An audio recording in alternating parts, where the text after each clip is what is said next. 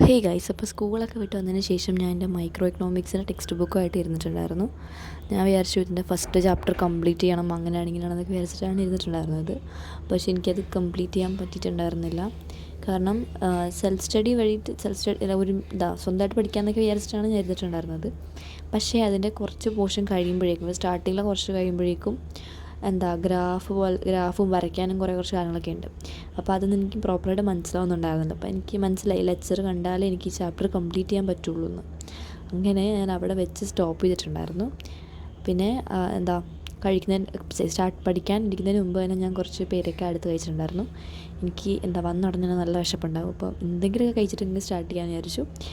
അപ്പം പേരൊക്കെ കഴിച്ചിട്ട് ഞാൻ പഠിക്കുന്നുണ്ടായിരുന്നു. ഞാൻ എന്നെ തന്നെ എക്സ്പ്ലെയിൻ ചെയ്തുകൊണ്ടാണ് എപ്പോഴും പഠിക്കുന്നത്. ഞാൻ നേരത്തെയും പറഞ്ഞിട്ടുള്ള കാര്യമാണ്. അത് നല്ലൊരു സ്റ്റഡി ടെക്നിക്കാണ്.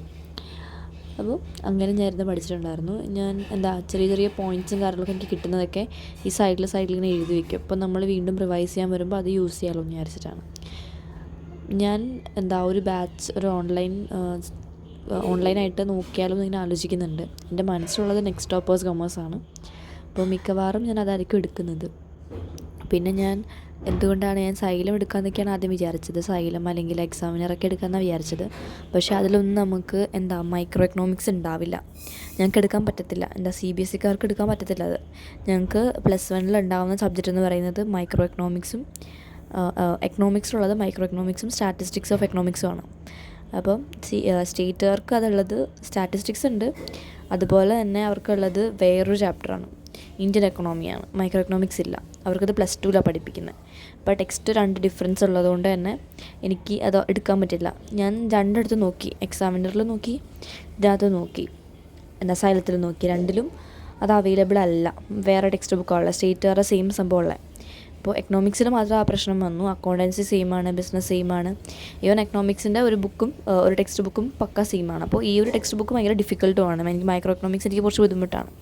അപ്പോൾ അത് എനിക്ക് ഓക്കെ ആയിരുന്നെങ്കിൽ പിന്നെ എടുത്തേനെ. പിന്നെ ഉള്ള കാര്യം ഇംഗ്ലീഷ് അതിനകത്ത് രണ്ടിലും അവൈലബിൾ അല്ല. എനിക്കുള്ള ഇംഗ്ലീഷ് അല്ല അതിനകത്തുള്ളത്. ഞാൻ പഠിക്കുന്ന ഇംഗ്ലീഷിൽ എനിക്ക് ഇംഗ്ലീഷ് കോറാണ് ഞങ്ങൾക്ക് പഠിക്കാനുള്ളത്. അപ്പോൾ അതല്ല രണ്ടും ആപ്പിലും കൊടുത്തേക്കുന്നത്. അപ്പോൾ ഞാൻ വിചാരിച്ചു എന്തിനാ വെറുതെ പൈസ കൊടുത്തിട്ട് എനിക്ക് ആവശ്യമില്ലാത്തത് എടുക്കുന്നത്. പിന്നെ അതിനകത്ത് കൊടുത്തേക്കുന്ന വേറെയും കുറേ മാത്സ് എനിക്ക് ആവശ്യമില്ല. അപ്പോൾ ഇതൊന്നും എനിക്ക് ആവശ്യമില്ലാത്ത കാര്യങ്ങളൊക്കെയാണ്. ഞാൻ സത്യം പറയാം, ആ ബാച്ച് എടുക്കുകയാണെങ്കിൽ അക്കൗണ്ടൻസിക്കും ബിസിനസ്സിനും വേണ്ടി മാത്രം എടുക്കുന്നത് പോലെ ആയിപ്പോവും. അപ്പോൾ വെറുതെ എന്തിനാണ് അതെടുക്കുന്നത്? കാരണം ഈ അക്കൗണ്ടൻസിയും ബിസിനസ്സൊക്കെ പിന്നെയും എനിക്ക് ഒറ്റയ്ക്ക് പഠിക്കാൻ പറ്റുന്ന സബ്ജക്ട്സാണ്. പിന്നെ ഞാൻ അത് രണ്ടും വിട്ടു. അതിനുശേഷം ഞാൻ പിന്നെ വേറെയും കുറേ ബാച്ചുകളൊക്കെ നോക്കാൻ തുടങ്ങി. ഞാൻ ഫിസിക്സ് വാല നോക്കിയിട്ടുണ്ടായിരുന്നു. അതുപോലെ തന്നെ നെക്സ്റ്റ് ടോപ്പേഴ്സ് നോക്കിയിട്ടുണ്ടായിരുന്നു. പിന്നെ നെക്സ്റ്റ് ടോപ്പേഴ്സ് ഞാൻ നേരത്തെ തൊട്ടേ ഫോളോ ചെയ്യുന്ന ഇതാണ്. 10ലൊക്കെ ഞാൻ നെക്സ്റ്റ് ടോപ്പേഴ്സ് കംപ്ലീറ്റ്ലി ഫോളോ ചെയ്ത ഒരാളാണ്. അപ്പോൾ 4 മണിക്കത്തെ മാരത്തോണൊന്നും ഞാൻ എന്നെ കേട്ടിട്ടില്ല. പക്ഷേ എന്നാലും ഞാൻ നെക്സ്റ്റ് ടോപ്പേഴ്സ് ഫോളോ ചെയ്ത ഒരാളായിരുന്നു. അപ്പോൾ അതൊരു രീതിയിൽ ഞാനടുത്ത് നോക്കി, ക്ലാസ്സുകളൊക്കെ കേട്ടു. ഫിസിക്സ് വാലയുടെയും കുറച്ച് ക്ലാസ്സൊക്കെ കേട്ടു. അപ്പോൾ എനിക്ക് കുറച്ചും കൂടെ ബെറ്ററായിട്ട് മനസ്സിലാവുന്നതൊക്കെ നെക്സ്റ്റ് ടോപ്പേഴ്സാണ്. പിന്നെ അവരുടെ പഠിപ്പിക്കുന്ന എന്തൊക്കെയാണെന്നൊക്കെ നോക്കി. അപ്പോൾ എനിക്ക് വേണ്ട 4 സബ്ജക്റ്റ് അതിനകത്തുണ്ട്. എനിക്ക് കിട്ടാത്തൊരെണ്ണമെന്ന് വെച്ചാൽ IP ആണ്.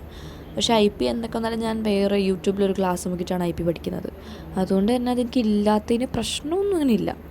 IP എനിക്ക് ഓക്കെയാണ്. ഞാൻ യൂട്യൂബിൽ വേറെ ഒരു ക്ലാസ് നോക്കിയിട്ടുണ്ട്. അപ്പോൾ അത് വെച്ചിട്ടാണ് ഞാൻ പഠിക്കുന്നത്. അവർ പ്രോപ്പറായിട്ടൊക്കെ മനസ്സിലാക്കി തന്നെ പഠിപ്പിച്ച് തരുന്നുണ്ട്. അപ്പോൾ എനിക്കത് മതി. പിന്നെ ടെക്സ്റ്റ് ബുക്ക് നോക്കി പഠിച്ചിട്ടും എനിക്ക് അത്യാവശ്യം മനസ്സിലാവുന്നുണ്ട് IP.